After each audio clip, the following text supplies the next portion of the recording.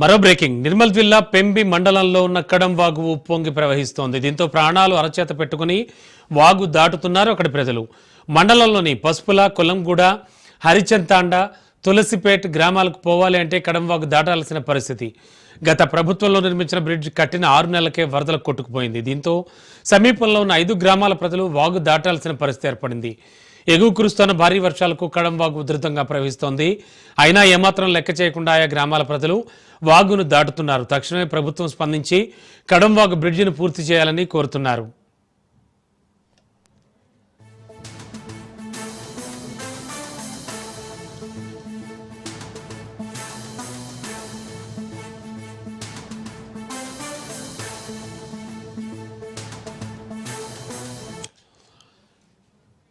Breaking లో చూస్తున్నాం. నిర్మల్ జిల్లా పెంబి మండలంలో కడం వాగు ఉప్పొంగుతోంది. దీంతో ప్రాణాలు అరచేతులు పెట్టుకుని వాగు దాటుతున్నారు.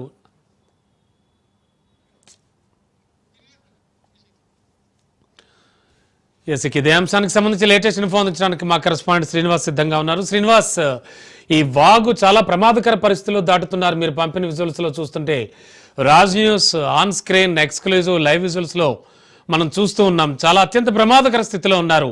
ఈవెన్ ఇఫ్ మహిళలు, పిల్లలు కూడా దాటుతున్నారు. ఏమిటి దుస్థితి? వీళ్ళందరూ ఎట్లా వీళ్ళ జీవితం? ప్రజెంట్ అక్కడ ఉన్న అధికారులు కానీ నాయకులు కానీ ఎలాంటి డెసిషన్స్ తీసుకోవట్లేదా? Thank you. మహారాష్ట్రలో ఎగువ ప్రాంతంలో కురుస్తున్న భారీ వర్షాలతోటి ఇటు కడెం ప్రాజెక్టు, స్వర్ణ ప్రాజెక్టు మరియు గడ్డాన వాగు ప్రాజెక్టు నిండుకుండలా మారినాయి.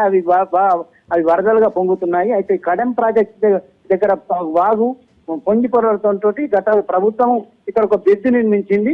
కానీ అది 2001 కూలిపోయింది.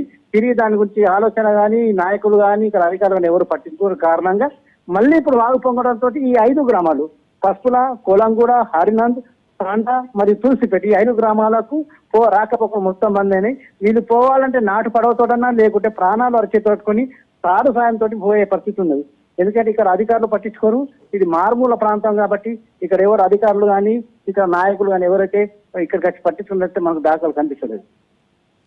వాళ్ళు ఎంతో ప్రాణాలు వచ్చేసుకొని చిన్నపిల్లల్ని సంకనేసుకొని పోతున్న పరిస్థితి మనకి ఇక్కడ కనిపిస్తుంది. అతి దారుణమైన పరిస్థితి మనకి ఇక్కడ కనిపిస్తున్నది.